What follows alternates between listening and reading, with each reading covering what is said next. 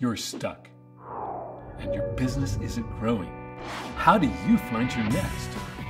Until now, business leaders have had limited tools to deliver future success. They could promise double-digit growth, but without a plan for tapping into trends and looking at the competition differently, all we'd really get was more frustration and added pressure. We've also been taught to develop forecasting models that focus on predicting the future, and that innovation was the next frontier. But you can't run the risk of a cool new idea that doesn't drive revenues.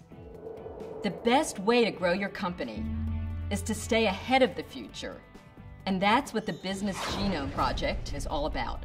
The genome revolution started in 1991 with the Human Genome Project, and Pandora came next with the Music Genome Project. Next came Netflix that did the same for films. The Business Genome Project uses those same tools and principles to direct your business. Hi, I'm Andrea Kates, creator of Business Genome. For more than 15 years, I've been guiding Fortune 500 leaders, entrepreneurs, and other organizations to help them find their next. During the course of working on hundreds of strategy projects, I discovered that a number of business managers were running into the same problem. They were trying to grow by using classic analytical tools like benchmarking or forecasting, or relying too heavily on just innovation. And the truth is that you need the best of both worlds. And that's why I created the Business Genome Project. It's a new way to look at growing your company. Using the Business Genome, business leaders identify new trends, figure out who else has already tapped into those trends, and literally graft those solutions onto their own business strategies. For example, when Pennzoil was trying to get past stuck, they didn't just look at what ExxonMobil was doing. They had to shift their focus from the business they were in to the business they wanted to be in.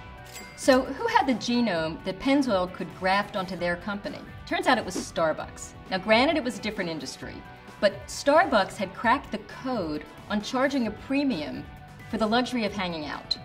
And that was exactly what Pennzoil needed to get to their next, Jiffy Lube. So how does it work? A business spots a trend on the horizon, and the Business Genome provides a process to transform those trends into revenue. Here's an example. An insurance company trying to grow their e-commerce can move beyond their own industry trends and borrow from companies like Amazon and Zappos. They've already created an amazing e-commerce experience for customers. Why not use it? The Business Genome Project starts with the mindset that the future is here now. We have to develop a new set of skills to adapt to the change that we see. Think of two snorkelers swimming in warm water.